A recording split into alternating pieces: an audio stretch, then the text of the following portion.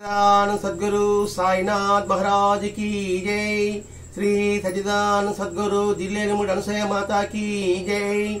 श्री सच्चिदानंद सद्गुरु भरद्वाज महाराज की जय। गुरुदेव दत्त। జిల్లెలమూడిలోని వింతలు విశేషాలు అనే గ్రంథం ద్వారా భరద్వాజ మహర్షి గారు అమ్మ యొక్క తత్వాన్ని,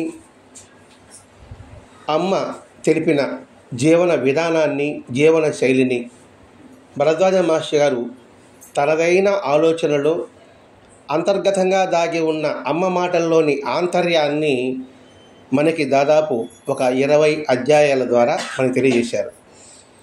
ఈరోజు 21 అధ్యాయం అంటే అర్ధ మండలానికి లెక్కేసుకుంటారు. మండలం అంటే 42, అర్ధ మండలం అంటే 21. ఈ 21 అధ్యాయంలో అద్భుతాల అమ్మ అంటే అసలు అద్భుతం అంటే ఏమిటి? అద్భుతాల అమ్మ. అద్భుతం అనే పదానికి ఏముంటుంది? ఒక ఆశ్చర్యకరమైనది, ఒక అద్భుతం అనిపిస్తుంది మనకి.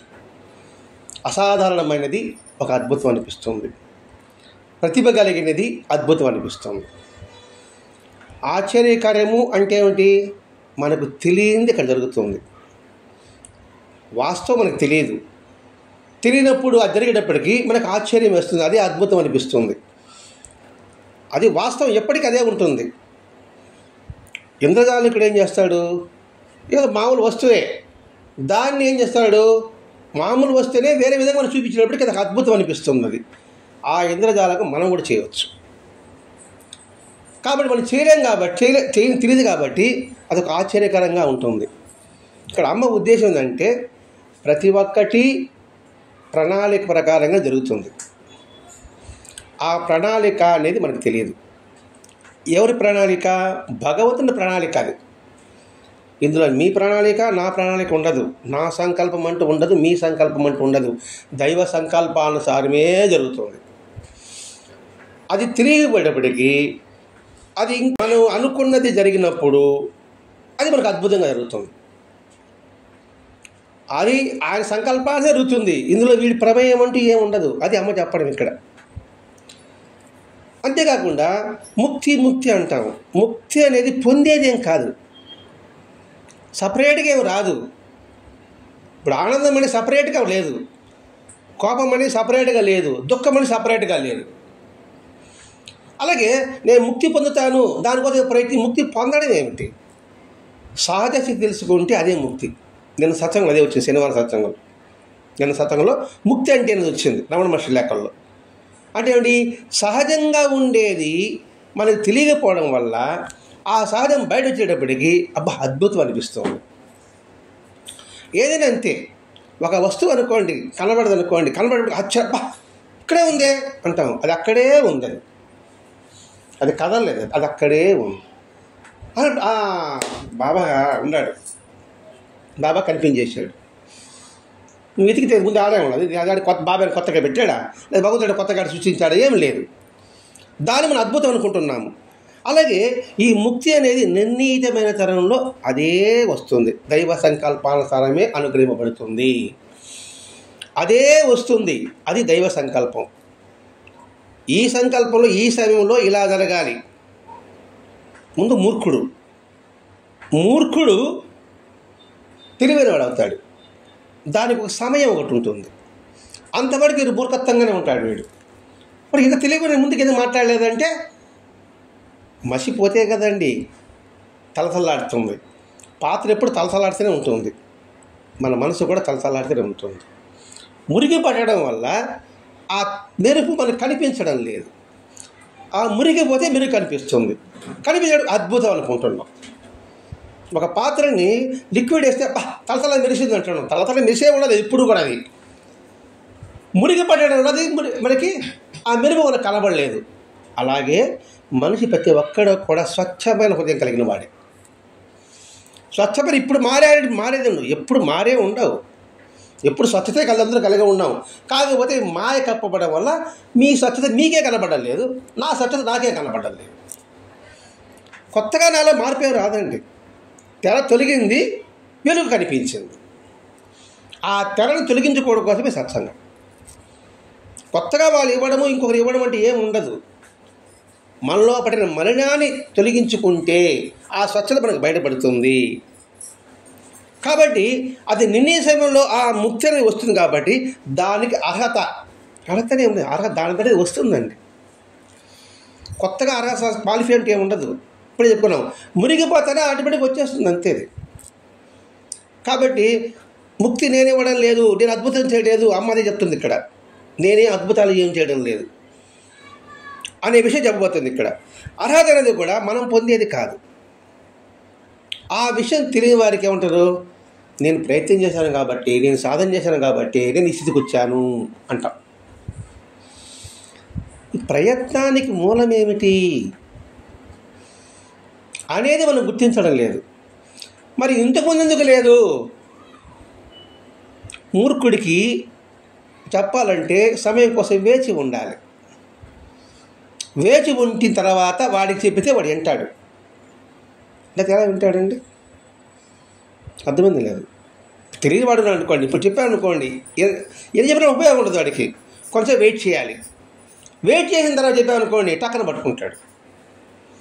భగవద్గీత అదే కదండి. 2 అధ్యాయాల వరకు చెప్పని చెప్పు వాడిని సంధ్యాలో చెప్పినాడు, తర్వాత ప్రారంభించాడు. ముందుగా చెప్పామనుకోండి అర్జునుడు విన్నాడు. మనం కూడా విన్నాం కదండి. పిల్లవాడు కూడా వింటాడు. చెప్పేంత వినాలి ముందు, ఆ తర్వాత చెప్పాలి.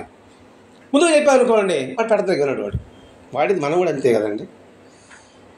ఒకరి అందుకనే వెయిట్ చేస్తాడు. అంటే ప్రశ్న వస్తుంది కదా, ముందే మార్చచ్చు కదా అంటే, ముందే మార్చచ్చు అంటే వాడు వినాలి కదా, ఆ ధ్యాస వాడికి రావాలి కదా.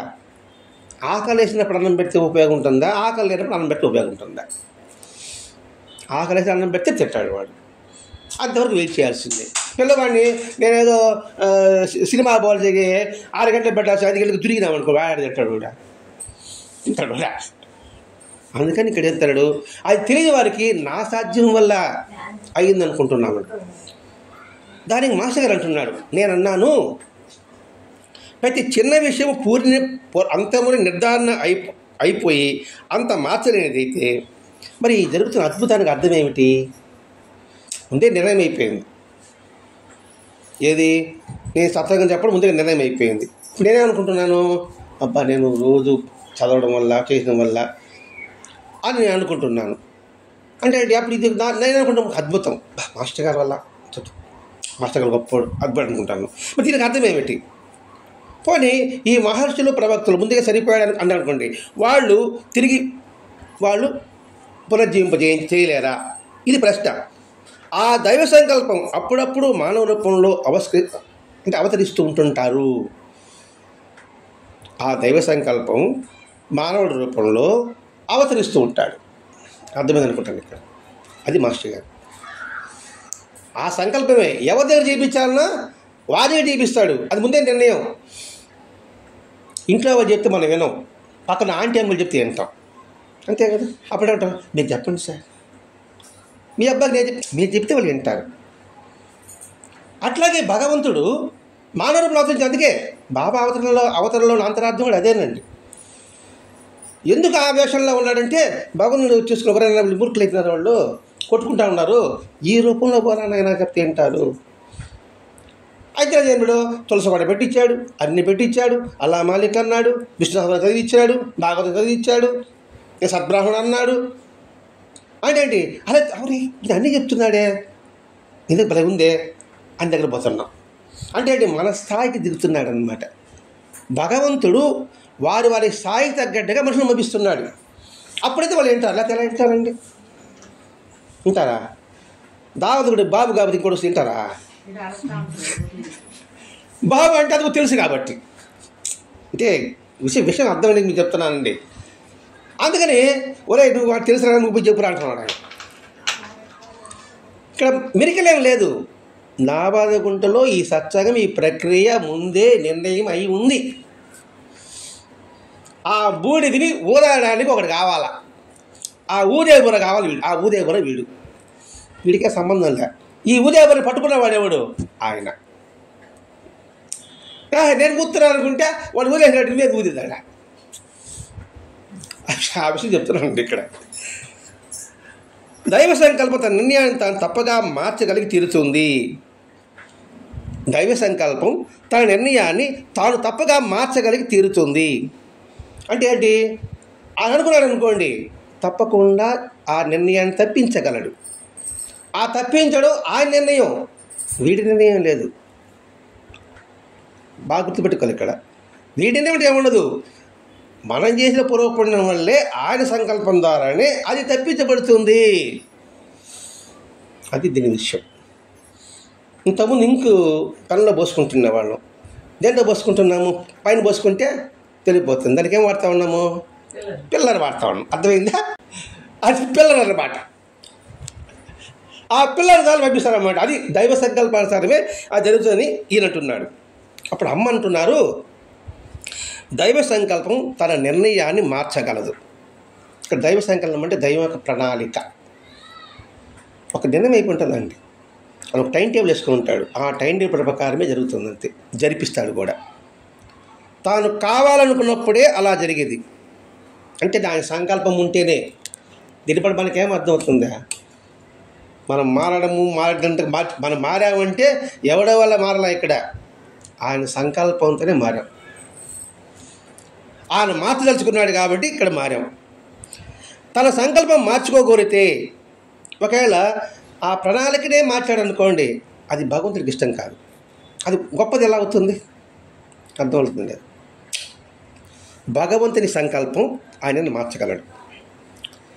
తన సంకల్పం ఇప్పుడు ఇలా జరగాలనుకున్నాడు అనుకోండి, అలా జరగకూడదు అని ఆ దైవమే అనుకుంటే అది మంచిది ఎట్ట అవుతుంది? మనుషులకి ఏది మంచో ప్రకృతికి అది చేసేదే అది ఉత్తమమైంది. పక్కనే మార్చాడు అనుకోండి, అది మంచి సంకల్పం ఎలా అవుతుంది? మనకు జరగకపోతే మన భగవంతుడు చేస్తాం. ఒకవేళ దాన్ని మార్చలేనుకంటే ధర్మాన తప్పినడు అవుతాడు కదా. దీనికి ఉదాహరణ మనకి బాబా చరిత్ర వస్తుంది. కొలువులో పడే బిడ్డని కాపాడాడు. ఏమి చేయి కాల్చుకోకుండా కాపాడలేడా? కాపాడలేడా? ఇక్కడ కొండ దాడితే ఆడ తాజీబాబు ఒకటి పారిపోయింది కదా. మరి ఆ కుల బిడ్డ పడ కొన్ని తట్టి ఆరిపోతుంది కదా. అంటే ఏంటి? ఎవరి కర్మను అనుభవించాలి. ఆ కర్మను తప్పిస్తే అది అధర్మం. అందుకని ఆ బాధను తను తీసుకున్నాడు.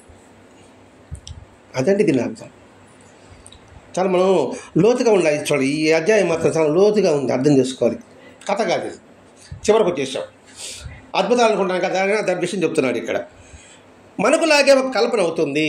అలా మార్చాడు అనుకోండి, మన ఊహలాగా అవుతుంది, కల్పించడం అవుతుంది. అప్పుడు భగవంతుడు ఎలా అంటాం మనం? నువ్వు చెప్పే అద్భుతాలు అద్భుతాలే కాదు. ఇది మాస్టర్ గారు అంటే అన్నాడు కదా, ఇంతకుముందు మాస్టర్ గారు అన్నాడు. దానికి సమాధానం చెప్తాను. నువ్వు చెప్పే అద్భుతాలే కాదు నా దృష్టిలో అని అమ్మ చెప్తుంది. మాస్టర్ గారు ఏమన్నారు? మరి ఇప్పుడు జరిగే అద్భుతాలు అసలు అర్థమేమిటి అని అడిగాడు. అమ్మ ఏం చెప్తుంది? నువ్వు చెప్పే అద్భుతాలే కాదు నా దృష్టిలో. సృష్టికి మించిన అద్భుతం ఏముంది? వాళ్ళు చెప్పారు అమ్మ. సృష్టికి మించిన అద్భుతం ఏముంది చెప్పండి అసలు. నేను సత్సంగంలో అదే వచ్చింది. ప్రకృతి అంటే ఏమిటి? నేను సత్సంగం వినాలి కాదు. సృష్టి అంటే ఏమిటి? అద్భుతమైన వాతావరణం, ఆకాశంలో మేఘాలు, కొండలు, నదులు, చెట్లు, పుట్టలు, గుట్టలు, పక్షులు, కిలకల రావాలి. మరి ఇవన్నీ అద్భుతాలు కావా? దాని గురించి అద్భుతాలా? మనం అనుకుంటే జరగడమా? అమ్మ చాలా కరెక్ట్గా చెప్పానండి. అద్భుతం అంటే అది. మరి ఆ అద్భుతాన్ని ఆస్వాదించలేకపోతున్నాం మనం. ఇక్కడ పై మెరుగుల సంగతి చూసుకుంటున్నాం మనం. ఆ అద్భుతాలను బట్టి ఆయా సంఘటనలు కూడా ముందుగా నిర్ణయింపబడినవి. కాలం నిర్ణయింపబడిందే కదండి. 4 కాలం: ఎండాకాలం, వానాకాలం, చలికాలం. ఋతువులు ఎన్ని? ఇది ఆ ప్రకారంగా అదే జరుగుతుందా? వేరే జరుగుతుందా? కాబట్టి అది ముందే ఈ ప్లానింగ్. అది ఇప్పుడు గ్రహాలు ఉంది, బ్రాకెట్ వదులుతున్నారు. ఇక్కడ వీళ్ళు నిర్ణయం ప్రకారం ఉంటుందా? వేరే ప్రకారం జరుగుతుందా? వేరే ప్రకారం ఏదనుకోండి డాష్ అయిపోతుంది. ఇప్పుడు రాకెట్ ఎన్ని శాటిలైట్ పంపించారు, ఎన్ని పైన ఉన్నది, ఒకదానికి ఏమన్నా క్లాష్ అవుతుందా? క్లాష్ ఒకటి వీడి మీట నొక్కుతున్నాడు. భగవంతుడు కదా. అంతే. వీడు నిర్ణయించిన ప్రకారమే ఆ శాటిలైట్ అక్కడ తిరగాలి. తప్పింది అనుకోండి ఈడ పట్టు సముద్రంలో పడేస్తాడు. ఇప్పుడు డైరెక్షన్ తప్పింది అనుకోండి ఏం చేస్తాడా? పంపిస్తాడా? సముద్రం పడేస్తాడు. అంటే ఏంటి? ఆ శాటిలైట్ స్విచ్ ఈ చేతిలో సైన్స్ ఎలా చేతిలో ఉంటుందో ఈ ప్రకృతి అంతా కూడా ఆయన ప్రకారమే జరుగుతుంది అది కానీ భావిస్తే దుఃఖమా కష్టమా అనిపిస్తుందా? సుఖం అంటే పొంగిపోవడం ఉంటుందా? ఉండదు. అది చెప్పడు ఇక్కడ. అదే ఇప్పుడు అవతారాలు ఉంది కదా, కొత్త యుగం నుంచి అవతారాలన్నీ కూడా ముందుగానే నిర్ణయింపబడింది. ఆ మత్స్యావతారం కావచ్చు, కూర్మావతారం కావచ్చు, వరావతారం కావచ్చు, తినడానికి ముందుగా ఆల్రెడీ నిర్ణయం అన్నమాట. ఆ ప్రకారంగా జరుగుతూ ఉంటుంది. ఆ ప్రకారంగా వాళ్ళు అవతరిస్తూనే ఉంటారు. అలా చేయకపోతే అది సమగ్రత్వం చేకూరదు, అంటే పరిపూర్ణత చేకూరదు. అన్నం ఎలా ఉండాలో ఆ ప్రకారంగా చేస్తేనే అన్నం తినడానికి ఉపయోగపడుతుంది. అలాగే ఈ సృష్టిలో జరిగేవన్నీ కూడా పరిపూర్ణత కలగాలంటే చెప్పిన టైం ప్రకారంగా టైం టేబుల్ ప్రకారంగా ఉంటేనే అది పరిపూర్ణత. అది పరిపూర్ణత ఎలా అవుతుంది చెప్పాలంటే, మనం నిప్పట్లు చేస్తాం. నిప్పట్లు చేసిన పాకం మీరు ఒక విధంగా చేస్తారు, మీరు ఒక విధంగా చేస్తారు. ఆమె ఏం చేస్తుంది? ఆమె చేయి అలా తిరిగిపోతుంది అనమాట. ఎంత వేయాలో ఏం చేయాలో తిరిగిపోతాను అనమాట. అబ్బా ఆమె అయితే పాకం బలి పెడుతుంది. అలా పడితేనే పరిపూర్ణంగా నిప్పట్లు వస్తాయి. ఇలా ఎలా వస్తాయండి? నిప్పట్లు అంటే ఏమంటారు దాన్ని? అరిసెలు అంటారు. కాబట్టి శుచి కూడా గాడి తెప్పింది అనుకోండి, అది పరిపూర్ణత కాదు. ఇప్పుడు ఆ మిక్సింగ్ అరిసెల మిక్సింగ్లో కొంచెం తేడా వచ్చినా, ఒక్కర నలుసు తేడా వచ్చినా కూడా సరే అది సరిగా రాదు. అది పొడి పొడిగా పోవడమో ఇంకో గట్టిగా అయిపోవడమో ఇది జరుగుతుంది అన్నమాట. సృష్టి కూడా అంతే. వారు నిత్య ప్రకారంగానే ఆ సకరం చేస్తారు. అప్పుడే అది పరిపూర్ణత అవుతుంది. అందుకే ఆ అవతార వ్యక్తులు కృత్యాలు కూడా పూర్వమే నిర్ణయమై ఉంటుంది. అంటే ఇప్పుడు విష్ణు అవతారం కావచ్చు, రామావతారం కావచ్చు, కృష్ణ అవతారం కావచ్చు, అన్ని అవతారాలు కూడా ముందుగానే అలా నిర్ణయం జరిగింది. అది అద్భుతం అనుకుంటే ఎలా మీరు అని అమ్మ చెప్పడం అండి ఇక్కడ. అదే యేసుక్రీస్తు చనిపోయిన వాడిని పునర్జీవింపజేయలేదా? బైబిల్లో చనిపోయిన వాడిని, రోగుల వాడిని బతికించినట్టు ఉన్నాయా? ఉన్నాయి కదా. మరి ఆయన చేశాడు కదా, మరి ఆయన ఎందుకు కాపాడుకోలేదు? అందరినీ కాపాడాడు, మరి ఆయనకు సిలువ వేస్తామంటే ఎందుకు తప్పించుకోలేదు? ప్రశ్న. ఆ విధంగా జరిగిందంటే ఆ రకంగా నిర్ణయమై ఉన్నదన్నమాట. ఇప్పుడు ఆయన సిలువ వేయబడ్డాడు కాబట్టే కదా మనం అబ్బా మన కోసం రక్తం అని భావం కలిగిందండి. అలా లేకపోతే ఏముంటుంది? ఆ భావం వస్తుందా?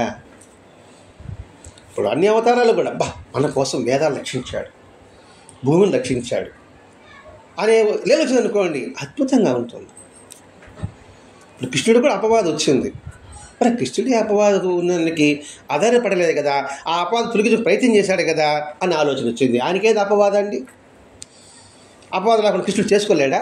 సమంతకమణి విషయంలో తెలుసా? సమంతకమణి తెలీదా?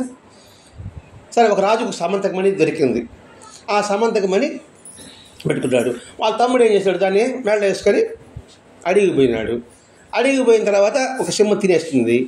ఆ సమంతకమణి ఉంటే జామమంత్రం దొరుకుతుంది. వాడు ఎత్తుకొని పోతాడు. కృష్ణుడు ఇది అడుగుంటాడు ఇంతకుముందు. కృష్ణుడు దొంగిలించేశాడు. కథ అర్థమైంది? ఇది అపవాదం ఎందుకు వచ్చిందంటే, అపవాదం వస్తుంది జీవితంలో, తొలగించుకుని నువ్వు ప్రయత్నించే, నీలబడవద్దు అని చెప్పడం అండి. అందుకనే ప్రతి ఒక్క ఇది కూడా అంతే. ఇక్కడ అది ఎందుకు కాపాడుకోలేదు? ఆ విధంగా జరిగి ఉంటే అది ఆ రకంగా నిర్ణయం జరగాలి. అప్పుడు యేసు అడిగాడు, నువ్వు తప్పించుకోవచ్చు కదా అని యేసు అడిగాడు. చెరువు నుంచి నువ్వు తప్పించుకోవచ్చు కదా అన్నప్పుడు ఆయన అంటాడు, ప్రభువును నేను ఇప్పుడు ప్రార్థిస్తే 12 దళాల సైన్యం ఆయన ఇవ్వడంటావా? నేను ప్రార్థిస్తే 12 దళాల సైన్యం నాకు ఇవ్వడనుకుంటున్నావా? బైబిల్లో చెప్పిన జరగద్దు. యేసు మాట ఇది. ఎందుకు మాస్టర్ గారు బలి యేసు బైబిల్లో పెడుతున్నాడండి ఇక్కడ. నేను అడిగాను ఎందుకు కాపాడు ఆయన, కానీ ఆయన అనుకున్నట్టే జరగల కదా. నేను అనుకుంటే కాపాడితే ఆ ధర్మాన్ని తప్పినోడు అవుతాడు కదా. నేను అనుకుంటే జరిగింది అనుకోండి, నాకు విధంగా జరగాలి, అది తిరిగిపోవాలి అనుకుంటే అదనమవుతుంది కదా, తొలగిపోతుంది. కానీ ఈ ప్రారంభం అలా అనిపించాలి కదా. అంటే భగవంతుడికి వ్యతిరేకంగా నువ్వు కోరుకుంటున్నావా? మనం కోరుకునేది అదే కోరుకుంటాం. మనం అంటే అందరూ అండి, ఇక్కడ మనం అంటే ఏదో ఒకరికి ఉద్దేశించేం కాదు, ప్రతి ఒక్కరు కూడా మనం అదే కోరుకుంటున్నాం. అందుకే బాబా అల్లా మాలిక్ అని పదే చెప్పడం అండి. మనం భగవంతుడిని బానిసకి స్వతంత్రం ఎక్కడ ఉంటుందండి? నాకు స్వతంత్రం లేదు, నేను బానిస అనుకుంటే. ఆయన కూర్చోమంటే కూర్చోవాలి, లేమంటే లేవాలి, పడుకోమంటే పడుకోవాలి, పరిగెత్తాలి. కానీ ఆయన కట్టుబడి ఉండాలా పడలేదా? అదే కదా. నువ్వు నన్ను చీ కొట్టినా, తరిమి కొట్టినా, మీరాబాయి ఏం చేసినా కూడా నువ్వేమైనా చేసుకో, నిన్ను మాత్రం నేను కాలిపోగలను. అది బానిసత్వం అంటే. మనం అన్నీ చదువుకుంటున్నాం, అన్నీ వింటున్నాం, కానీ దాన్ని నిలుపుకోలేకపోతున్నాం. ఒకేసారి నిలవదు, కానీ ప్రయత్నం చేయాలి కదా. ప్రయత్నం మాత్రం చేయి. ప్రయత్నం చేస్తే నువ్వు గెలిచినట్టు. ఇప్పుడు జరగకపోవచ్చు కాక, కానీ నువ్వు గెలిపేది. ప్రయత్నం అసలే చేయకపోతే ముందే ఓడిపోయినట్టు లెక్క. చెప్తున్నాడు ఇక్కడ. మరి ఆయన నిర్ణయాన్ని ఇక్కడ ప్రభుని ప్రార్థిస్తే 12 సైన్ పంపుతాడు. కానీ బైబిల్లో చెప్పి జరగద్దా? ఇది జరగవలసింది, అలా జరగవలసిందే అని యేసుక్రీస్తు చెప్పాడు. మరి అనేక మంది కాపాడిన అతను కాపాడుకోలేడా? కొంచెం ప్రశ్న చేస్తారు, అతను కాపాడు అదే దేవుడు అంటారు. అది యేసుక్రీస్తు కావచ్చు, ఇంకోటి కావచ్చు. బాబా అతను కాపాడు ఉపస్థితిని తప్పించుకోలేడా అంటే ఆయన అవతారకారం అంతవరకే. అది భగవన్ నిర్ణయం. భరద్వాజ మాస్టర్ 50 సంవత్సరాలకే 50 సంవత్సరాలు 6 నెలలకే ఎందుకు పోయారు? అది భగవన్ నిర్ణయం అంతే. ఆయన ఉంటే మనం ఇంకా పిడుచుకుని చేస్తామైంది, పిరుక్కు తినేసి ఉంటాం. నేను పిరుక్కు తినేస్తారా నాయనా, నువ్వు గమని కూర్చో, అక్కడ వాళ్ళు వస్తారు వాళ్ళకి అని దాని భావన. మరి వివేకానంద 38 సంవత్సరాలు, శంకరాచార్య 32 సంవత్సరాలు, ఇంకా నయనాలు కొందరు ఉన్నారు, 4 కొందరు నయనాలు ఉన్నారు, కొందరు 16-17 సంవత్సరాలకే పరిపూర్ణ చెందారనమాట వాళ్ళు. కాబట్టి బైబిల్ చెప్పి జరగాలి, అది జరగవలసిందే. అవలీలగా చమత్కారం చేయగల మహనీయుల్లో బాబా ఒకరు. మరి బాబా ఏం చెప్పాడు దానికి అంటే, మన బాబా తెలియని వస్తుంది. బాబా నీకు అన్నీ తెలుసు కదా అన్నప్పుడు, రే నాకేం తెలియదు, మీరు జ్యోతిష్యం చూసుకుంటారు కదా, దాన్ని ముందుగా నుంచి నీకు చెప్తున్నాను అంతే. అదే రాస్తున్నానండి. నేనేం చమత్కారాలు చేయను, మీరు జ్యోతిష్కులు ఉన్నారు కదా, నేను ఒక రకమైన జ్యోతిష్కుడిని, మీరు అర్థం చేసుకోరు. నేను చెప్పిన నేను చేశాను అంటే అగ్గుస్తుంటుంది. భవిష్యత్తు మీకు తెలియకపోవడం వలన నా మాటలు మీకు అద్భుతంగా కనబడతా ఉన్నాయి. భవిష్యత్తు వీడికి తెలుసు, ఇది తెలుసు, అందుకని చెప్పేటప్పటికి అబ్బా మళ్ళీ చెప్పాడండి, అది మీకు అద్భుతంగా కనబడుతుంది.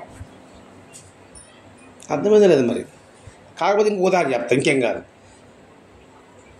అదే బలరాజు నాకు చెప్పండి, మీకంటే ముందు నేను బాబా దగ్గరికి వెళ్ళా, నా ప్రత్యేకత ఏముందండి, ముందు వెళ్ళా అంతే. ఏం చెప్పినా నేను ప్రమాణం లేకుండా చెప్పను. జన్మదిన సందేశం మనం వినియోగించుకున్నాను, కానీ ఏదన్నా పంచుకుంటేనే భావన పెంచుకోవాలన్నాడు ఆయన. బాబాది ఏమంటున్నాడు, మీరు మాత్రం అర్థం చేసుకోరు, భవిష్యత్తు మీకు తెలియకపోవడం వల్ల మీకు ఇది అద్భుతంగా కనబడుతుంది అంతే. అంటే ఏంటి, ఆల్రెడీగా మీకు జరగాలంతే. ఆయన వాడు చెప్పింది ఉండదు, వాడు చెప్తే జరగడం అంటూ ఉండదు. కాబట్టి భలే చెప్పాడండి, జరిగిందండి అని అనుకుంటాం. అది కనిపిస్తాయి మీకు. జరుగుతున్న సంఘటనలు నా చమత్కారాలు చేసే శక్తి నైపుణ్యానికి నిదర్శనంగా మీరు భావిస్తున్నారు. అదే వాటికి వీళ్ళు గొప్పతనం ఉంది అని మీరు అనుకుంటున్నారు అంతే. సరే అనుకున్నారు, దాన్ని తీసుకొని మీరు భక్తితో నిలబడటానికి దాన్ని ఉపయోగిస్తున్నాడు బాబా. తన సొంతానికి ఉపయోగించుకోలే, చూడండి పలి మెలిగి పెట్టాడు ఇలా. మీరు ఆయన భావిస్తున్నారు అబ్బా ఈయన వీరుడు సూర్యుడు అనేసి. ఆయన ఏం చేస్తున్నాడు, తన్మూలంగా అంటే వీడి మూలంగా నాపై అంటే బాబాపై భక్తి శ్రద్ధలు నిలుపుతున్నాడు. ఇది సరైంది. అలా కాకుండా ఆ నైపుణ్యాన్ని ఉపయోగించుకున్నాడు అనుకోండి, స్వార్థమవుతుంది. ఆ భక్తి శ్రద్ధలను నేనేం చేస్తున్నాను, ఆ భక్తి శ్రద్ధలు నేను భగవంతుని దిశగా తిప్పుతున్నా. ఇది బాబా చెప్పిన మాట. భగవంతుని తిప్పకుండా నా వైపు తిప్పుకున్నాను అనుకోండి, అయిపోయా. చెప్పమే తను మనల్ని ఏమరిపోతే వాళ్ళకి అర్పించేస్తామనేసి తంత్రవేత్తలు ఉన్నారు కదా, మంత్రగాళ్ళు ఉన్నారు కదా, నిషిద్ధ గురువులు. మొన్న వచ్చింది సత్సంగంలో, శుక్రవారం సత్సంగంలో. అట్లా అయిపోతుంది అన్నమాట. అటువంటి గురువుకు మనం దూరంగా ఉండాలి. నాపై నమ్మకం కలిగినప్పుడు ఏం చేయాలి? దాన్ని, ఆ నమ్మకాన్ని బొమ్మ చేయకూడదు. ఆ నమ్మకాన్ని భగవంతుని వైపు తిప్పాలి. నువ్వు చూసుకొస్తావు, నాకేం సంబంధం లేదు సామె, వాళ్ళే నేను పట్టుకుంటున్నాను ఈడ, నేను ఆడు మోసేస్తామే చూసుకుని చూడు నాకు చెప్పాలి. ఆడ చెప్తేనే వీడికి కళ్ళారి వీడి కర్మ పుచ్చుకుంటుంది. వీడికి మళ్ళా ఇప్పుడే బాగానే ఉంటాం, పేరు డబ్బు కీర్తి అన్ని బ్రహ్మాండంగా వచ్చేస్తుంది. తర్వాత సంగతి ఏంటి బయటపడాలని చూడాలి, కానీ ఇంకా బుర్రలు గురుకోవాలి, ఎవరు చూస్తాడు అనేది. ఆ భక్తి శ్రద్ధలను నేను భగవంతుని తిప్పుతున్నాను. ఇది బాబా చెప్పిన మాట్లాడింది. బాబా లీలన్నీ చూడండి, తన వైపు తిప్పడు. మీరు ఏ లీలన్నీ చూడండి. వెంకటేశ్వర చూడండి, వీరాగస్వామి కాపాడాడు, రంగనాథస్వామి కాపాడాడు. నువ్వు ఆడకి పోరా ఈడకి పోరా అంటున్నాడు. ఈయన చెప్తే కదా ఆడ జరిగేది. ఆడ పెంచిన కోసం తగులు పడితే ఈయన పోయి తగు తీర్చినాడు. ఎందుకు అప్పుడు ఉండాలా? నాకు చెప్పాడు తగు చూసేసాను అంటాడు మళ్ళీ. అంటే ఏంటి? మనకు కలిగే అద్భుతాలను కూడా భగవంతుడికి మళ్ళించగలగాలి. కృష్ణుడు గోవర్ధన పర్వతం ఎత్తాడండి, తన వైపు తిప్పుకున్నాడా? ఎత్తింది ఎవరు? గోవర్ధన పర్వతాన్ని ఎత్తింది ఎవరు? కృష్ణుడు. మరి ఎంత గొప్పవాడు? ఒరేయ్ కొండను పూజించండి అన్నాడు. అంటే ప్రకృతి దైవం చెప్పడం అనే ఉద్దేశం అదండి. ఆయన పూజ నన్ను ఎందుకు పట్టుకుంటారన్నాడు. ఎందుకు చెప్పాడు? వ్యక్తి పూజ అనర్థానికి దారితీస్తుంది. వ్యక్తి పూజ అనర్థానికి దారితీస్తుంది. గౌరవించు, ఇబ్బంది లేదు. పూజ చేసామా పతనం అయిపోతాం. అది ఆ భక్తి నేను భగవంతుని వైపు తిప్పుతున్నాను. ఈ పాయింట్ చాలా ఇంపార్టెంట్ అండి. ఇది కానీ గుర్తుపెట్టుకుంటే మనం మోసపోం, మాయలో పడం. మాయలో అంటే ఎప్పుడు బయటపడేది? మాయ అంటే అజ్ఞానం, తెలియని తను. నిషిద్ధ గురువు ఏం చేస్తాడు? ఆ మాయలోనే ఉంచుతాడు అండి. ఎందుకంటే తను నా పనే వాళ్ళు కదా. ఇంకా మాట్లాడే గురువు మాట ధిక్కరించబాక అంటే అయిపోయాడు. ఇంకా వీడేం చెప్పినా అంతే, సరెండర్ వాడు, భయం వాడికి. మనం సద్గురు శాస్త్రిలో కూడా చూసాం. ఒక దొంగలు వస్తే వాడికి నన్ను కాదు వెళ్ళిపోయాడు, చచ్చిపోయాడు చెప్పేసి వాడు పటాలు పూజ చేస్తా కూర్చుంటాడు. మనకి భయం వేస్తాంలా. అట్లా తిప్పుకుంటున్నారండి ఇప్పటికి కూడా. సాయి సాంప్రదాయం కావచ్చు, అన్ని సాంప్రదాయాలు కూడా అట్లాగే జరుగుతుంది. మనం అందులోంచి బయటపడడానికి మన మాస్టర్ గారు దొరికారు.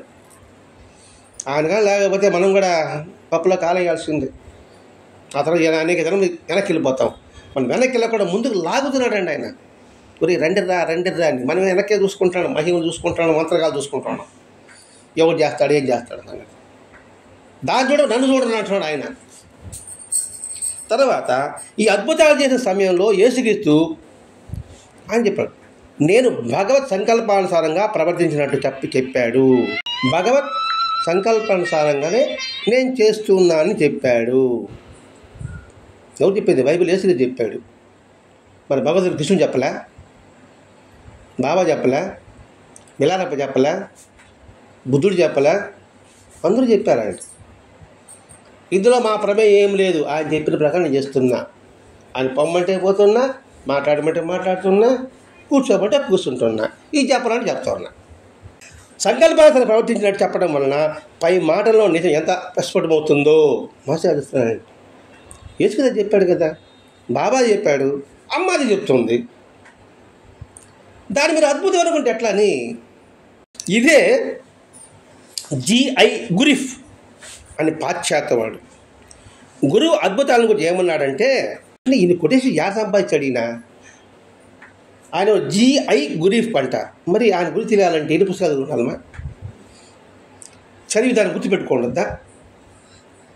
ఏ భగవత్ సంకల్పం ప్రకృతి ధర్మాల నియమాలను ఏర్పరిచిందో అదే శక్తి ఒక రకంగా ఆయా ధర్మాలని నియమాలు ఉల్లంఘించడమే అద్భుతమని భావిస్తున్నాం మనము. ఇలా ఉండాలని నిర్ణయం చేశారు.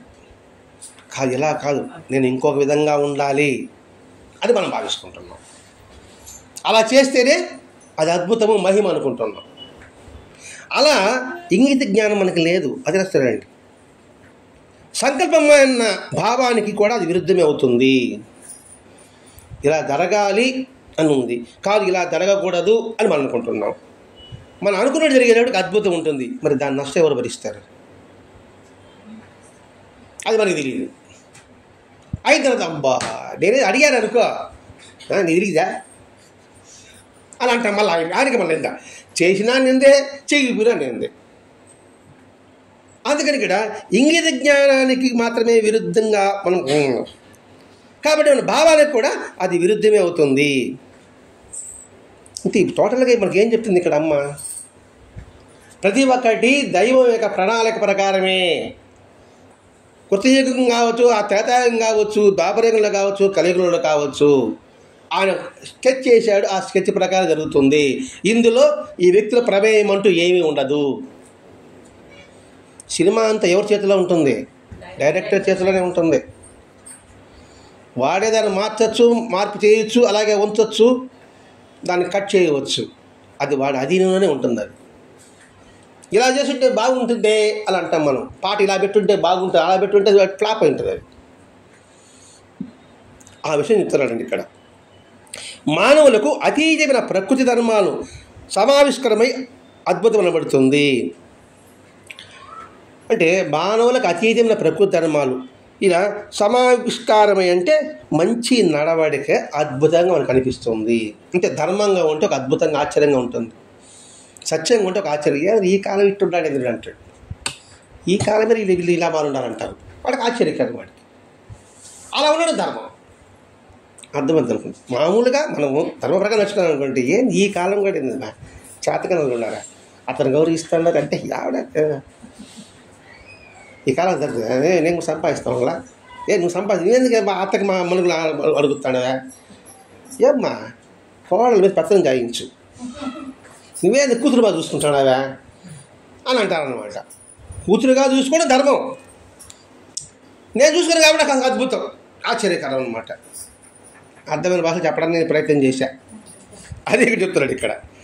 దీన్ని మానవ కోటి భగవంతుని ప్రార్థించిన సారాంశము ఎలా ఉందంటే, అంటే మనం కోరి ఎలా ఉందంటే, ప్రభు 2-4 మార్చి, 2-4 కాకుండా మార్చి మనం అట్లా అడుగుతున్నామంట.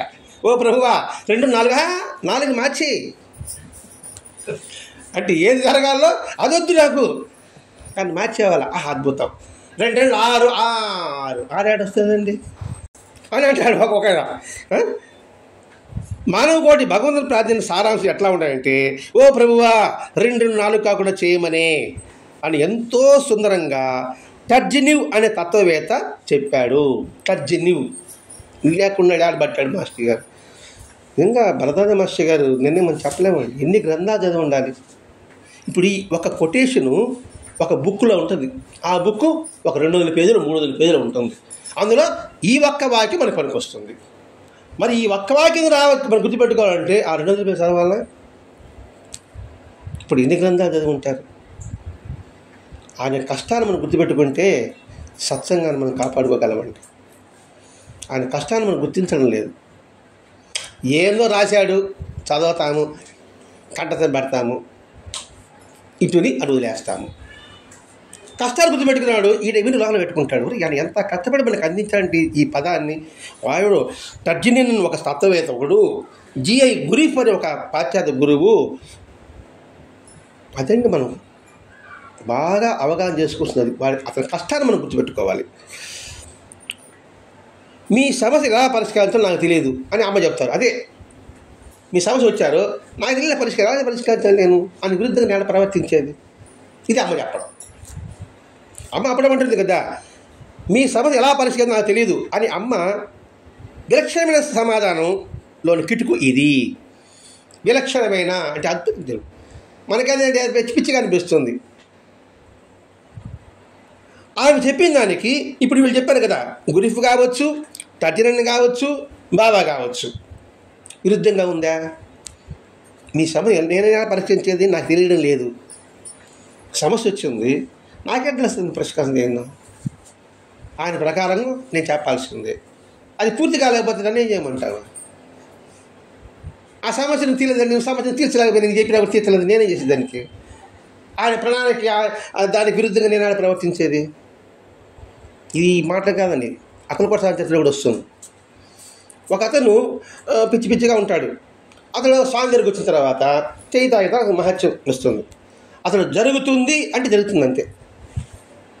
అదనేప్పటికీ పరిగెత్తి అవుతుందని చెప్పేమియా అని బతిమలాడతారు అతను. అలా చెప్తే చూపు తీసుకొస్తాడు ఆయన.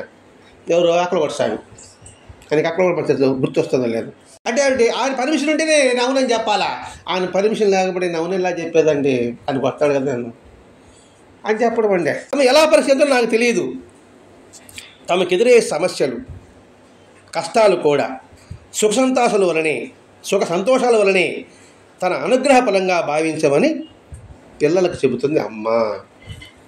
ఇది కన్క్లూజన్. ఇది మనకు ఎదురే సమస్యలు, కష్టాలు, మరి సుఖం సంగలు గుద్దుకుంటామే. అమ్మ ఇచ్చింది, తాత ఇచ్చాడు, ముత్తాత ఇచ్చాడనే ఇది మాత్రం ఎందుకు అనుకోకూడదు?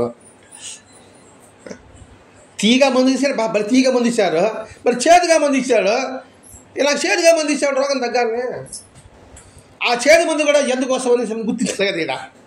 కాబట్టి అది అనుగ్రహఫలంగా భావించి పిల్లలకు చెబుతుంది. అమ్మ సాన్నిధ్యంలో జరిగే అద్భుతాలు, తన సాన్నిధ్యంలో అనేకులకు అనుభూతమయ్యే అద్భుతాల మాట ఏమిటి? అమ్మ సాన్నిధ్యంలో అద్భుతాలు జరుగుతున్నాయి, ఆ అవసరం మనం ఉన్నాం, మనకు అనుభూతులు అవుతున్నాయి. దీని సంగతి ఏమిటి అంటే మా బల్ల తోలికేశాను. మీరు అద్భుతాలు చేశారు, నేను మీ సన్నిధికి వచ్చా, నాకు బద్దగా అనుభవం అయినాయి. దీని సంగతి ఏంటి? మీరు అద్భుతాలు కావు అది కాదంటారు. అప్పుడు రమణ మహర్షి ఏం చెప్పాడో పరిశీలిస్తే నీకు అర్థమవుతుంది అసలు మళ్ళా మాస్టర్ గారు. మరి రమణ మహర్షి ఏం చెప్పాడు? అది దైవదత్తమైనవి. అనుభూతి దైవదత్తమే, ఆడ మహిమ అంటే దైవదత్తం అంటే ఆయన అధీనంలో ఉండేదే. ఇందులో వీడి ప్రమేయం అంటూ ఏమీ ఉండదు, వాటంతా జరుగుతూనే ఉంటాయి. అది ఒక ప్రక్రియ. అది విత్తనము మొక్క అయింది, మొక్కలో పువ్వు వస్తుంది, పువ్వు వచ్చి పిండి అయింది, పిండి కాయ పండైంది, రాలి కింద పడింది, అంతే. పువ్వుగా రంగులు ఎవరు సృష్టించారు? ఎవరు అద్దారు? ఎవరు అద్దలేదు. అది సహజంగానే ఉంటుంది. మన జీవితం కూడా సహజమే. అందుకే లైఫ్ ఈజ్ ఆర్ట్, ఒక కళ. జీవించడం అంటే ఒక కళ. ఆ కళలో ప్రేమ ఉండాలి, క్షమ ఉండాలి, ఓర్పు ఉండాలి. మరి ఈ క్షమ, ఓర్పు ఇవన్నీ కూడా ఏంటిది? మన జీవితం ఒక తెల్ల కాగితం. ఆ తెల్ల కాగితం మీద ప్రతి క్షణం ఒక తెల్ల కాగితమే. ప్రతి క్షణం ఒక తెల్ల కాగితమేనండి. బాగా పాయింట్ కొట్టుకోరు. ప్రతి క్షణం తెల్ల కాగితమే. నువ్వేం రాసుకుంటావు అదే. పిచ్చికి తీసుకుంటే రాసుకుంటుకో అంటే అంటారు. ఒక తెల్ల కాగితం మీద బొమ్మ వేయాలి, కలర్ అనుకున్నా బొమ్మ అనుకోండి. కుంచె మన మనసు, రంగులు మన ఆలోచనలు, ఆ పేపరే కాలం. అర్థమైందా? మరి ఏం రాసుకుంటావు నీ ఇష్టం. కొంచెం రంగులు వేసుకొని పిచ్చి పిచ్చిగా గీసుకుంటావా? తెల్లకాయతం ఏమవుతుంది? గజిబిజి అయిపోతుంది. అంటే ప్రతి క్షణాన్ని ఎలా వినియోగించుకోవాలో చెప్తున్నానండి. బతకడం వేరే, జీవించడం చాలా కష్టం. అందుకే life is art, life is game, life is beautiful, ఈ పదాలు మనం సత్తగా చెప్పుకుంటున్నాం. కాబట్టి ఈ జీవితం ఒక ఆర్ట్ అంటే ఎట్లా ఉంటుంది, ఎంత మెలకువలు తెలుసుకోవాలి. ఇది ఒక్కసారిగా జరగదండి, ఒక్కసారిగా పూర్తి అవుతుంది మాత్రం జరగదు. ఎంతో నైపుణ్యం కావాలి. ఒకసారిగా మారడానికి నైపుణ్యం కావాలి, మెలకువలు కావాలి.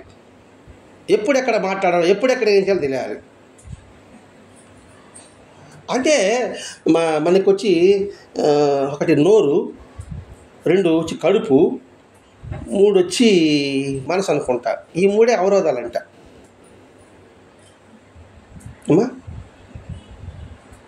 మనసు, నోరు, కడుపు అంటే ఏంటి? మనసులో దివ్యమైన ఆలోచనలు ఉంటేనే నోరు మంచిదైతే అది. ఈ కడుపు తింటా ఉంటే ఏమవుతుందమ్మా? ఈ 3 తెచ్చుకున్నామంటే వాడి జీవితం బాగుంటుంది. ఇంతటి విధానం ఉన్నది అంటే మనకు అర్థమైన చెప్పుకుంటే మనకు బాగుంటుంది. కాబట్టి మనం ఏం చేయాలి? ఇప్పుడు మనసుకి కళ్ళెం వేయాలి, నోటికి కళ్ళెం వేయాలి, కడుపుకి కళ్ళెం వేయాలి. మార్చకూడదు. మళ్ళా మాట్లాడితే గమ్మున ముబా కూర్చుంటే ఏం ఉపయోగం చెప్పండి, తినాలంటే తినను అంటే ఏమవుతుంది చెప్పండి. అందుకే అనుకుంటాను బహుశా అమ్మ తాను అద్భుతాలను మహత్యాలను చూపనటం నేను అద్భుతాలు చేయను మహత్యాలను చేయను ఎందుకు చూపదు, ఎందుకంటే సహజంగా జరుగుతుంది, నా ప్రయత్నం అంటే ఏమీ లేదు అని అమ్మ చెప్పడం. భక్తుల అద్భుతమైన అనుభవాలు వారి విశ్వాసం వల్లనే, ఇది రమణ మహర్షి చెప్పడం అండి. ఇది జరుగుతుందంటే వీడి వల్ల కాదు, అది వాడి విశ్వాసం వల్ల జరుగుతుంది. అదే రమణ మహర్షి తెలుపుకున్నాం. గమ్మున కూర్చొని శిష్యుడితో ఉన్నాడు, ఒక టెలిగ్రామ్ వచ్చింది, అయ్యా మా ఆవిడ ప్రసవం పనిచేలాగా ఉంది, మీరు ఆశీర్వదించండి. గమ్మునే ఉన్నాడు, చదివేసినాడు ఆయన, గమ్మునే ఉన్నాడు. మళ్ళీ సాయంకాలికి వచ్చింది, స్వామి మీ దయ వల్ల సుఖప్రసవం అయింది. అప్పుడు గమ్మునే ఉన్నాడు. శిష్యుడికి ఏం అర్థం కాలే, అప్పుడు గమ్మునున్నా, ఇప్పుడు ఇట్టాలు లేదంటే నేనేం చేయలే, వాడి విశ్వాసం వల్ల జరిగింది. ఇప్పుడు మనకు జరిగేవన్నీ ఏంది, వారి విశ్వాసం వల్లనే, అందులో వీడి ప్రమేయం అంటే ఏమీ లేదు అని చెప్పడం అండి అమ్మ. ఇక్కడ రమణ చెప్తున్నాడు ఇక్కడ, వారి విశ్వాసం వల్లనే లేదా భగవత్ సంకల్పం వల్ల అది జరుగుతుంది. భగవత్ సంకల్పం జరుగుతుంది, వీళ్ళ విశ్వాసం జరుగుతుంది అని చెబుతూ మహాప్రభుని తలంపులనే ఇదే అమ్మ ఖండిస్తుంది కూడా. ముక్తిని పొందడం కూడా అమ్మకు అద్భుతం కాకపోవడం ఆశ్చర్యం లేదు. ముక్తి ఆశ్చర్యం ఏముంది, ముక్తి నీ మసిని తుడుచుకున్నావు, అది తలహాలు మరుస్తుంది, పెద్ద గొప్ప మహత్యం కాదు కదా అని అమ్మ చెబుతుందండి. ముక్తిని పొందాలనే కోరిక, దానికి కావాల్సిన అర్హత, చివరికి ముక్తి కూడా సర్వానికి ఆధారభూతమైన భగవత్ సంకల్పం అనుగ్రహించవలసిందే. ఆత్మసాక్షాత్కారం కూడా స్వీయానుభవమే. అంటే రమణ మహర్షికి తనకి అనుభవం కానీ తన ఎక్కడ వచ్చిందండి? 10 సంవత్సరాలప్పుడు మిద్దిపైన కూర్చున్నాడు, అది పడిపోయినాడు, తన శరీరం తనిగా ఉన్నట్టుగా తను చూస్తున్నట్టుగా ఉండాలి. ఎలా జరుగుతుంది? ఆళ్ళలుగు సినిమాలో వారు చూసినట్టు అంతే కదా. ఒరే చూడు ఏడుస్తూ ఉన్నారు, ఆయన పని చూస్తూ ఉన్నాడు. సినిమా అర్థమవుతుంది కదా. చూడు నా భార్య నా మీద ఎంత ప్రేమ, చూడు 100 డబ్బు తింటాడు చూడు అంటాడు. అంటే చూస్తే కదా అర్థమవుతుంది. కాబట్టి కూడా మా స్వీయ అనుభవమే అమ్మ ప్రకటన బలపరుస్తుంది. ఇది రమణ మహర్షి చెప్పిన దాన్ని ఇప్పుడు అమ్మ కరిపోయింది చెప్తుంది కదా, దాన్ని రమణ మహర్షి అంటున్నాడు, నేనేమి నిత్య సంకితుడిని కాను. ఇది రమణ మహర్షి జీవితం. నేనేమి నాకు సందేహాలు సమస్యలు నాకేమి లేదు. పోనీ జీవితం ఎలా ఉండాలో నాకు తెలియదు. పోనీ జీవితం దుఃఖమేమని కూడా తెలుసుకోలే. ఇది రమణ మహర్షి చెప్పిన మాట్లాడి. పునర్జన్మ నుంచి తప్పుకుందామని కానీ ముక్తిని పొందాలని కానీ నాకు ఆలోచనే లేదు. ఏది రమణ మహర్షి సంగతి. వైరాగ్యాన్ని అలవించుకుందామని అంటే సన్యాసించుకోవాలని నేను కోరికలతో ప్రబుద్ధం అంటే ఆ కోరికతో నిశ్చయంతో నాకు కాలేదు. ఇది నేనేదో నాకు వైరాగ్యం అయిపోవాలి, నేను ముక్తి పొందాలని అనే నాకు లేదు. పెరిగి పురాణం తప్ప నేను ఏ గ్రంథము చదవలేదు. పెరిగి పురాణం ఎంత గొప్ప గ్రంథం ఉంటుంది, 63 నయనాలు జీవితాలు, అవి తప్ప నాకు ఇంకేం లేదు. అంటే ఏమిటి, అందులోనే సారాంశం అంతా ఉంది.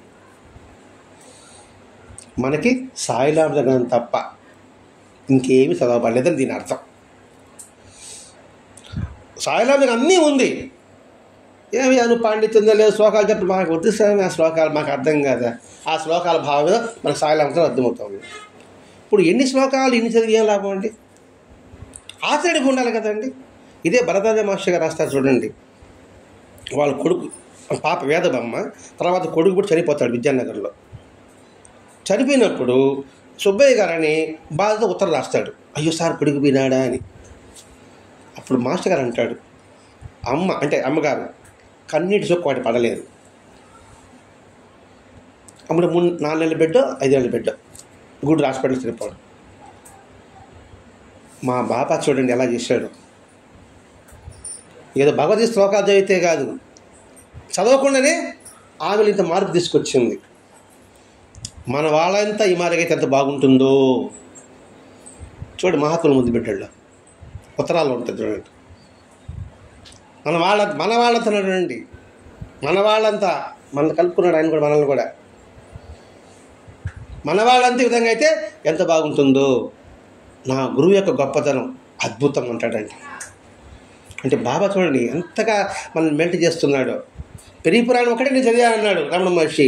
మనకి సాయిలాంధ్ర గ్రంథం కానీ బాగా ఒక్కొక్క పేజీ లేదా ఒక్కొక్క వాక్యం లేదా ఒక్కొక్క పదం అవగాహన చేసుకుంటే ఈ జన్మలో ముక్తి పొందవచ్చు. పెద్ద శాస్త్రగ్రంథ అవసరం లేదండి. సరే అదంతా పక్కన పెడదాం, మన వరకు మనం మాట్లాడుకుందాం. మనం ఏ గ్రంథాలు చదవలేదు, కానీ మనలో గ్రంథాలు చదివిన వాళ్ళలో లేని విధానం మనలో ఉందా లేదా? మొట్టమొదటి క్రమశిక్షణ చెప్పుకుందామండి. ఇంక పెద్ద వద్దు మనకి, క్రమశిక్షణ చెప్పుకుందాం. క్రమశిక్షణలో వాళ్ళు మాకు అన్నీ తెలుసు, మా క్రమశిక్షణ అవసరం లేదని వాళ్ళు భావిస్తారు. కానీ మనకి ఏమీ తెలియదు, మనం క్రమశిక్షణ పాటిస్తున్నాం. మరి ఏది మనకి విలువైనది? మనమే పెద్దగా చదువుకోలేదు, కానీ మాస్టర్ గారు మనకు అందించిన సాయిలాంధ్ర గ్రంథమే మనలో అంతో కొంత మార్పు తీసుకొస్తుంది. మరి మార్పు లేని సాంప్రదాయం సిద్ధాంతం ఏం ఉపయోగం ఉంటుంది? అది శుష్క వేదాంతాలు అంటారు. చెప్పడం వల్ల ఉపయోగం ఉండదు, గొప్ప అనిపించుకోవడం తప్ప. మనం చెప్పలేకపోవచ్చు, చదవలేకపోవచ్చు, కానీ విని మరి ఆమె ఏం చదివింది లతమ్మ? కొద్దిగా అంటే నేను పూర్తిగా మారని చెప్పడం లేదండి. వాళ్ళు లేని మార్పు మనలో ఉందని చెప్తున్నాను. వాళ్ళు లేని మార్పు మనలో ఉందని చెప్తున్నాం. మనం సమ్మేళనం కూడా చూసాం. ఏంటి నాకు చిన్న రూమ్ ఇచ్చారా, పెద్ద రూమ్ ఇచ్చారా అన్నారు. మనము సమ్మేళనకు పోయినాం. ఎక్కడైనా సరే ఈ మాట అనున్నాం మనం. అంటే గొప్పని కాదండి, గురించుకుంటున్నాం. మనం ఎప్పుడు అనలేదు. అంటే ఈ ఒక్క మార్పు చాలు కదండి. మరి ఈ ఒక్క మార్పు మనకి ఎలా వచ్చింది? మాస్టర్ సత్సంగం వల్ల వచ్చింది, సాయిలాంధ్ర గ్రంథం వచ్చింది. ఎందుకని బాబా కూడా లేరా అంటే నాన్న వాళ్ళు పక్కన లేచి కూర్చున్నాడు. అది కుదరే ఆయన సుఖంగా వల్ల మనమేంద్ర గురేదని భావన వల్ల వచ్చిందా లేదండి? అది చెప్తున్నాడు ఇక్కడ. నేను ఏమి శంకించలేదు, నాకేమి తెలియదు, బ్రహ్మం గురించి తెలియదు, దుఃఖమేం తెలియదు, కానీ ముక్తి పొందాలని నాకు తెలియదు. నాకు తెలిసిందల్లా పెరిగి పురాణం ఒకటి. పరబ్రహ్మము, సంసారము మొదలైన వాటి గురించి కానీ, సర్వత్రా అంతర్నిహితమైన సత్యం ఉన్నదని కానీ, అదే ఈశ్వరుడని, నాకు ఈశ్వరునికి ఏకత్వం ఉన్నదని, ఇటువంటి విషయాలు నేను ఎప్పుడు వినలేదు. కానీ ఎంత పాండిత్యం రమణ మహర్షి లేఖల్లో చూడండి. ఎక్కడెక్కడో చెప్తున్నాడు. వాయు పురాణం అంటాడు, ఆ పురాణం అంటాడు, ఈ పురాణం అంటాడు, చెప్తున్నాడు. ఇది భగవంతుడు ఆ పిల్లల ద్వారా అందిస్తున్నాడండి. అది నిర్ణయం. 17వ ఏట రమణ మహర్షికి, 17వ ఏట భరద్వాజ మహర్షి గారికి. అంటే ఆయనతో పోల్చడమే కాదండి, విషయం చెప్పుకుంటున్నాను ఇక్కడ. ఇప్పుడు మాస్టర్ గారేమో హిమాలయకి వెళ్ళిపోవాలనుకున్నాడు, కానీ భగవంతుని నిర్ణయం ఏంది? ప్రణాళిక. ఉండారా దావాది గుంటలు, దేగల పాలన గ్రంథాలు ఉండారనైనా, వాళ్ళు బయట లాగాలరా, నువ్వే అది వెళ్ళిపోతే ఎట్రారైనా అని భగవంతుడు ఏం చేశాడు? పారపాడు గురుగారంలో నువ్వు పెళ్లి చేసుకోరా అన్నాడు. ఆ గృహస్థ చేతులు ఏంటి? మనకి కొంచెం దగ్గర అయ్యాడు. గృహస్థగా ఉంటూ కూడా మనం ఇక్కడ రావచ్చు. ఇది ప్రణాళిక. ఈ సత్సంగం ఏర్పడిన కారణం ఎవరు? భగవంతుడు. ఇందులో వీడి ప్రమేయం అంటూ ఏమీ లేదు. మిమ్మల్ని వదిలించడానికి ఆయన సంకల్పం పెట్టుకున్నాడు ఆయన. కాబట్టి ఆ సంకల్పం ఇప్పుడు నెరవేరుతుంది. ఇప్పుడు దావాదుకుంటున్నాం కాబట్టి దావాదుకుంటూ చెప్పుకుంటున్నామండి. సాయినగర్ ఉంటే సాయినగర్ చెప్పుకుంటాం, పెరంబూరు అంటే పెరంబూరు చెప్పుకుంటాం, నాయుడుపేట అంటే నాయుడుపేట చెప్పుకుంటాం, కాళహస్తి అంటే కాళ చెప్పుకుంటాం, డేగలపాట డేగలపాట చెప్పుకుంటాం. కాబట్టి ఏ ప్రాంతంలో అండి ముందు ప్రణాళిక ఆయన వేసాడు అంతే. అటువంటి విషయాలు నేను ఎప్పుడు వినలేదు. తరువాతి కాలంలో ఈ అరుణాచలంలో రుభుగీత అనే గ్రంథాలు చదవగా నేను విన్నప్పుడు తెలిసాయి. ఓహో, పరబ్రహ్మూర్యా, సంసారం అంటే ఇదా అని ఇప్పుడు తెలిసిందంట ఎవరో గ్రంథంలో ఉంటే. ఆ రూపగీతల్లో ఏ పరిశీలన, ఏ నిర్ధారణ లేకుండా అంతరంగంలో అనిపించిన తత్వాన్ని ఈ పుస్తకాలు నిరూపణ చేశాయి. అంటే ఏంటి? తన అంతరంగంలోనే ఉంది అగ్ని జ్వాల, ఆ జ్ఞాన జ్వాల. ఆ అగ్ని జ్వాల ద్వారానే తనలో ఇంతటి పరిణితి కలిగింది. రావణం చెప్పడం అండి, పరివర్తన కలిగింది. ఈ స్థితి నేను పొందాను. తర్వాత పుస్తకాలు చదివితే ఇది కదా కరెక్ట్ అనిపించింది. ఇదే భరద్వాజ మాస్టర్ విషయంలో కూడా. వాళ్ళ అన్నకుమారుడు చనిపోయినాడు, చనిపోతే అన్వేషణ మొదలైంది. అయిన తర్వాత పుస్తకాలు చదివితే తెలుస్తుంది అనుకున్నారు. అది వాళ్ళ అభిప్రాయం అవుతుంది కదా పుస్తకం చదివితే. అందుకని తనే అన్వేషించాడు. అలా పోతూ ఉంటే తనలో ఒక విస్ఫోటనం జరిగింది. జరిగిన తర్వాత ఒక అద్భుత విషయాలు నాకు అవగతమయ్యాయి. అంతా అయిన తర్వాత పుస్తకాలు చదివాను. చదివిన తర్వాత నాలో ఏదైతే అంతరంగంలో జరిగిందో అదే మహాత్ములు రాస్తున్నారు అని రూఢయింది మాస్టర్ గారు రాస్తున్నారు. అది రమణ మహర్షి చెప్తున్నాడు ఇక్కడ. కాబట్టి మనలో జరిగే ప్రతి ఒక్క విస్ఫోటనం కూడా అంతర్లీనంగా ఉన్న భగవత్ సంకల్పాల జరుగుతూ ఉంది. ఇది పెద్ద అద్భుతాలేం కాదు. మీరు మారడం అద్భుతం కాదు, మారకపోవడం అద్భుతం కాదు. అది మీలో ఉన్న సంస్కారాన్ని అనుసరించే విస్ఫోటనం జరుగుతుంది. ఆ ఒత్తి తడిచిపోయింది అనుకోండి, అది పేలదు. ఒత్తి బాగుంది అనుకోండి, ధాముని పేలుతాయి టపాస్. ఆ ఒత్తి తడి లేకుండా అంటే బాగా ఎండాలి, తడి లేకుండా ఉండాలి. మళ్ళీ తడి లేకుండా అరిసెట్టు తడిగా ఎప్పుడైతే పోయిందంటే విస్ఫోటనం జరుగుతుంది. అరిసెట్టు వర్గాలు పోయిందంటే పోతుంది. తార్కాడు భార్య వచ్చి 6 రూపాయలు అడిగితే ఏం చెప్పాడు? అరిసెట్టు వర్గాలు వేయడమని, దాని అంటే భద్రంగా ఉంచుకోమా అని చెప్పడం. ఇదండి అద్భుతాలు అమ్మ అనే దాంట్లో భరద్వాజ మహర్షి గారు నిర్ధారణ చేస్తున్న నిరూపణ చేశాడు. ఈ అధ్యాయం అద్భుతమైనది. మళ్ళా తిరిగి నేను వినాల్సిందే. వింటే కానీ ఈ మనసుకు హత్తుకోదు. అంటే ఏంటి? ప్రతి సంఘటన కూడా భగవంతుని యొక్క ప్రణాళిక. ఏది జరిగినా మనకి తెలియదు కాబట్టి అది అద్భుతంగా అనిపిస్తుంది. చిన్నపిల్లవాడికి ఏదో మ్యాజిక్ ఇస్తే అద్భుతంగా అనిపించినట్టుగా పెద్దవాళ్ళు పని చేస్తారు. చిన్నవాడు చేయలేడు. పెద్దవాడికి అబ్బా మా అమ్మ చేసి మా నాన్న చేసాడే, వాడు చేసి వీడు అనుకుంటున్నాం. పెద్దవాడు వీడు చేయగలడు అది.